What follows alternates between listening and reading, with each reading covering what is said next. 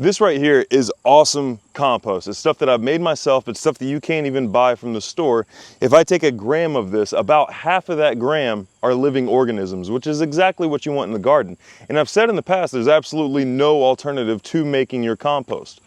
Well, today, I have to admit that I was wrong. There is finally an alternative to making your own compost, and it is from Soil Saviors. Now, this is not a sponsored ad or anything like that. I don't get any money from this. Believe me, if it was crap, I'd tell you it's crap, but it's not. This is the same exact stuff my parents used to clean up the contamination after Hurricane Helene. They use that in combination with their own compost. But if you can't make compost, you can use this stuff all by itself. It'll be linked down below in the description box for those of you guys that are wanting it. It is fantastic. So today I'm going to be mixing it up. I'm going to be using it in conjunction with my compost, and I'm going to be applying it to my garden. And I'll show you guys how I'm doing that, and also talk about the benefits of this Soil Saviors product. Now, keep in mind, this was developed by a guy named Dr. Will, as well as Pat Miletich. Now, you UFC fans out there might remember who Pat Miletich is. Now, before we get into that, if you would like a permaculture education, if you would like to either become a permaculture consultant or a designer, or you would like to just be a better grower in general, I have an online permaculture design course available now on Patreon. It'll be linked down below. You can get in and have access to all of the information for as little as $5. I'm still in the process of uploading videos, but chapter 1 and chapter 2 are out by the time this video comes out. And believe it or not, that's going to take you a little bit of time to actually get through those chapters. Also, if you would like a permaculture consultation, hit up the email down below where I come out to your property and I give you an order of operations, what to do and when to do it and where to do it. And then you get access to me afterwards for any questions that pop up along your way. And if you would like your soil biology test, which basically ties in perfectly with today's video, if you want to know how often and how much of this stuff you need to apply, come get a soil biology test. Hit me up in an email, ask me about it, and I'll tell you all about the benefits of a soil biology test. Now, keep in mind that despite what I just said, this, as long as you don't create anaerobic conditions or compaction, this is a permanent fix in your garden. Same thing with compost. Same thing with compost. Now, this isn't going to be as diverse as your compost, but you're setting up the right ingredients, the right conditions for all of the good guys to come in and inhabit your compost. If you're more interested in like what organisms are responsible for what, then check out one of my previous videos. I go into the role and the function of some of these organisms and everything. Fantastic. That is what everybody should be focusing on their garden, on their farm, on their homestead, and everything else is a byproduct. Take care of the soil, and the soil will take care of the rest. I also forgot to tell you guys that I'll be teaching you how to raise your animals for free at this fall's Midwest Preparedness Conference. It's a free, completely free event. All you have to do is just show up, and there's camping on site. Most of us will be camping, but I'll be teaching you from September 23rd through the 28th. I believe I'll be teaching that 27th. Yeah, come check it out. It's linked down below in the description box. All right, so first things first, and you can skip this step if you don't have the compost, but the first thing I'm gonna do is make some compost extract. So I have this paint strainer in here, which I really like these 5-gallon paint strainers because I can always just put it in there, put my bucket around it, or put it around the edge of my bucket, and then I can dump compost into here. And what I like about this is that it makes it easier to keep the compost from the outside of the strainer, because if it gets on the outside, then you're going to clog up your watering can or whatever application method you have, and then you're like, dang, now I got to deal with these chunks and stuff like that, and that's just something you want to try to avoid. So that's why I like these 5-gallon paint strainers for buckets. It makes it super simple, keeps it super clean, stuff like that. And I'm going to use this compost. And you can check out my prior videos on how to make compost extract, or you can just follow this recipe right here. But if you don't have compost, if that's the reason you're looking into the Soil Saviors product, then don't worry about it. You can skip this step and move on to the next one. But I'm just going to put a couple of handfuls of compost right into the bucket. This stuff is looking good. And then I'm going to take some of this water over here that I've had sitting outside for a while. Now, a couple of people have been like, hey, I am on city water. Same with me, I'm on city water too. What can I use as a filter? I'll get a video of my filter real quick. It's the best one I could find. It was like maybe 15 to 20 bucks on Amazon. An alternative to getting the chlorine and chlorinate, all that crap out of it, the fluoride, all that stuff, is to fill up a bucket of water, let it off gas overnight for about 24 hours, 24 hours to 12 hours, depending on how bad it is. Here in DeKalb, Texas, it's really bad. And then it'll off gas and then you'll be good to go. An alternative to that is adding a little bit of humic acid, just enough until the color changes, and then you'll be good to go that way too. The humic acid will lock up and get rid of all the crap in the water. So, but the important thing, despite wherever you're getting your water, no matter where you're getting your water, you want to let it sit overnight, or at least 24 hours, about 24 hours, and let it come down to ambient temperature. So you want it to be about the same temperature as what it is outside.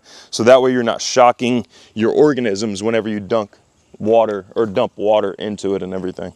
So now I'm just going to fill up this 5-gallon bucket with some ambient temperature water.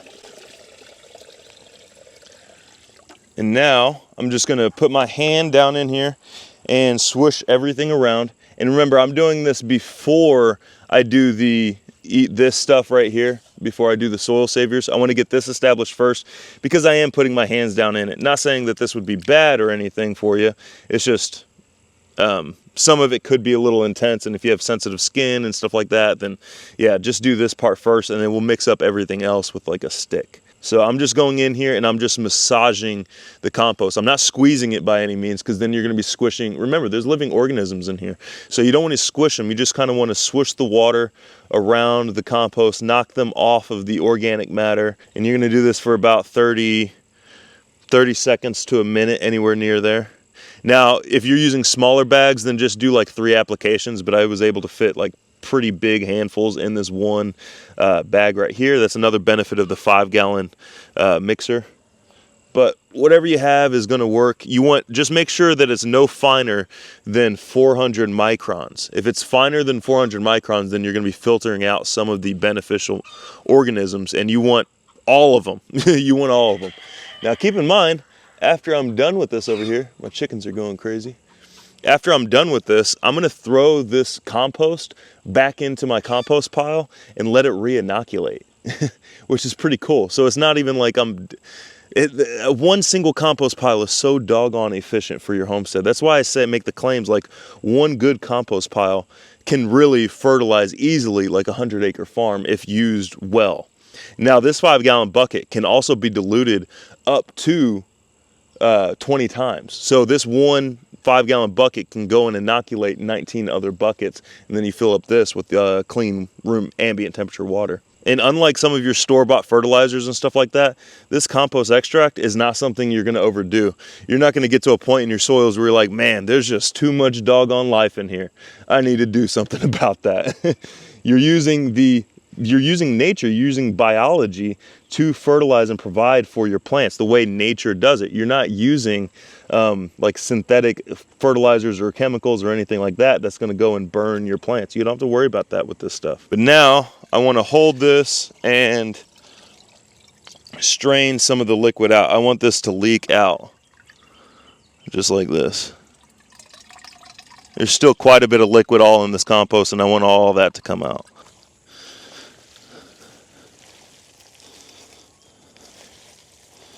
And now, this is an important step. Now that this is empty, you want to spray this out immediately so these things don't dry and create a biofilm.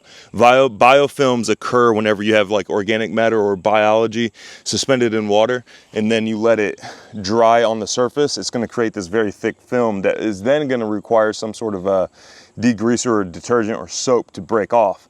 Instead, you could just spray it off while it's wet before they've developed those glues, and then you're good to go. All right, so now that I have my compost extract, very, very concentrated piece, which I'm gonna dilute later, now I'm going to follow the protocol on this Soil Saviors product right here. They give you instructions for, this is a 0 to 5 acre box, and I'm gonna be using the 1 acre instructions. So you're gonna use, and they give you a 1 ounce scoop right here in the box. 1/2 ounce of the earth tonic, 1 ounce of the earth kelp, 2 ounces of the earth syrup, which is this right here, 1/2 ounce of the earth compound, 3 ounces of the licorice, which is right here, 6 ounces of the resonator, and a 1/2 ounce of the Earth Angels. Now I'm gonna do the dry products first because I have 1 scoop, and if I do the wet products first, then the dry products are just gonna stick to the scoop.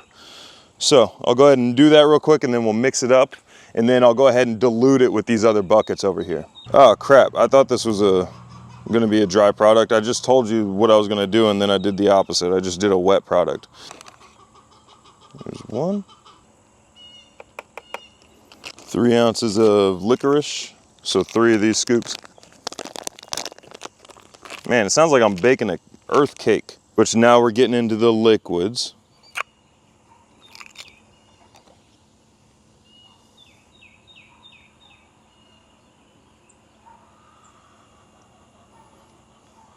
Now Earth Angels is a 1/2 ounce.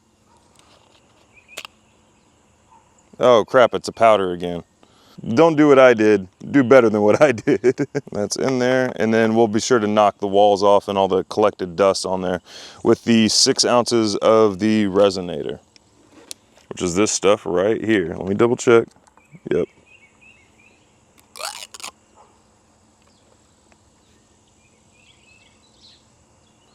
So 1, 2, 3, 4, 5, and 6. And well, that was just short, so we'll put that in right there.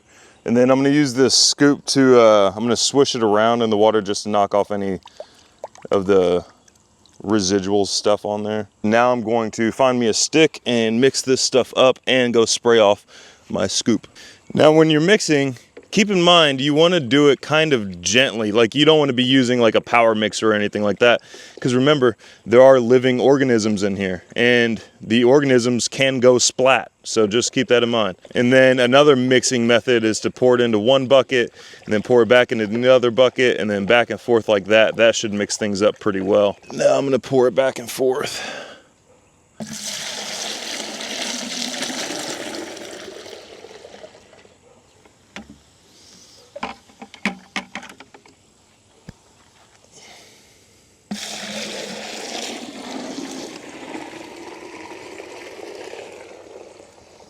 Now I'm going to start mixing it in with my other buckets. So I got 1/2 bucket there, 1/2 bucket here.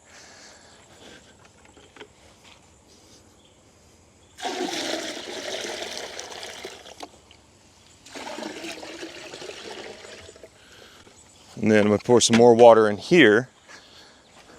And by doing this, I'm making sure that, like, going back and forth and mixing a bunch of the buckets together, just making sure that I'm getting a properly mixed and balanced solution.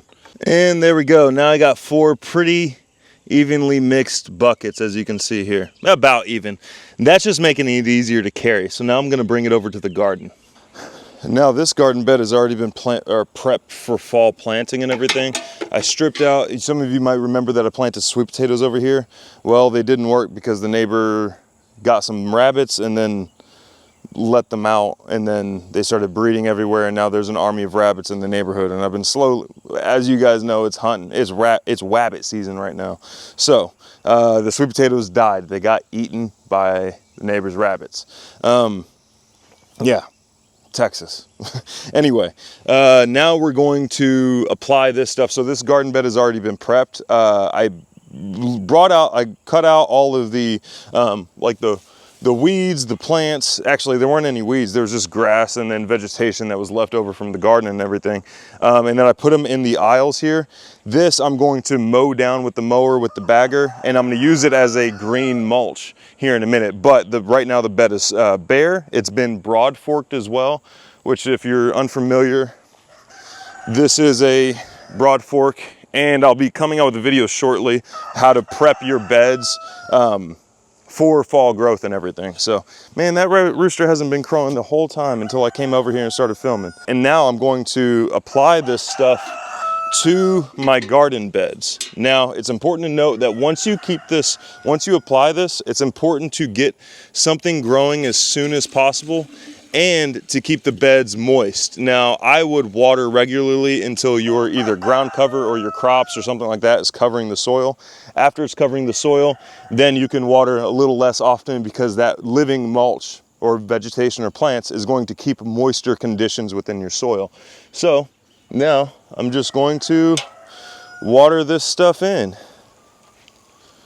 And I'm gonna kind of do a little bit more than what's prescribed. That box that I used of ingredients goes way further than just these 3 garden beds that I have, but I only have these 3 garden beds ready. And what I mixed up is way more potent than what I need for these garden beds, but it's soil biology, especially the compost. Like, you're not gonna go too much on biology. The only thing you could possibly do is maybe the sea kelp, which is a food for the organisms, could potentially burn up some of this stuff, but believe it or not, the organisms in that compost extract are already consuming that and reproducing and going crazy right now. So there's one. I'm gonna use one of these whole buckets on this bed. I'm gonna do a little bit overkill. Now, the only compost I added to this was the unfinished chicken made stuff. So I didn't have the absolute best results that you can have from having BioComplete compost. That being said, still had fantastic results. It's just not as good as it could be. Same thing with these other 2 beds. These 2 beds, except for maybe the tomatoes, I can't remember. I think the tomatoes received good, healthy compost extract, but these 2 beds right here only received the unfinished compost from the chickens, and it was kind of like a holdover and a quick inoculation for the cheap topsoil that I was using. That being said, still had fantastic results. No issues there. Just not as good as it could be with the BioComplete compost. And now I'm going to rinse everything out, get the residue off, and then apply the rinse out onto the beds.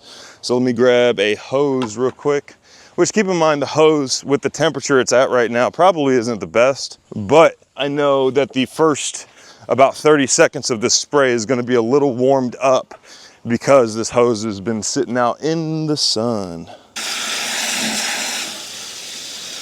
There's that. Spray out these nozzles. Any of that clogged stuff is going to come out. There we go. And then I'm going to water this bed in gently. I'm not going to like impact the soil or anything like that. I just want a gentle watering on this garden to make sure those organisms can kind of sink down into the soil. They can inoculate the soil, and to make sure they don't dry out, because this is Texas. Even though it's September and cooler than expected, it's still going to be a full sun day, minus the haze. Also, if you're tired of watering by hand and you want an automated system to kind of free you up on some time, we'll be coming out with a video shortly showing you how to do a DIY automated watering system that really isn't expensive. Most of the materials you already have, whether it be a sprinkler, a hose, and basically a timer. And I'll show you guys how to do that. So now all that's left is I need to clear this bed, and I need to clear this bed. That'll be a video coming out shortly. But there you go. That bed is fully inoculated, and having done everything correctly, this is not something I'm going to have to reapply. This is a permanent fix. Remember, as long as I don't create compaction or anaerobic conditions, which means no more tilling, no more adding pesticides or herbicides or fungicides or anything like that. And believe it or not, or fertilizers or anything. And believe it or not, you actually won't need those things, because now the organisms in the soil are going to take care of your plant's needs for you. If you direct sow in that garden bed, your plant will germinate, and then it'll start growing, and it'll be covered in that really, really good biology, which also means that it has basically an armor on itself. So the pests don't even have access to the plant itself, because it's covered in that good armor. Now, you're gonna notice bumper crops, you're gonna notice increased production, you're gonna notice that I have far less pest issues or anything like that. So keep all that in mind. Y'all, Soil Saviors is linked down below. Thanks so much for watching. We'll see you next time.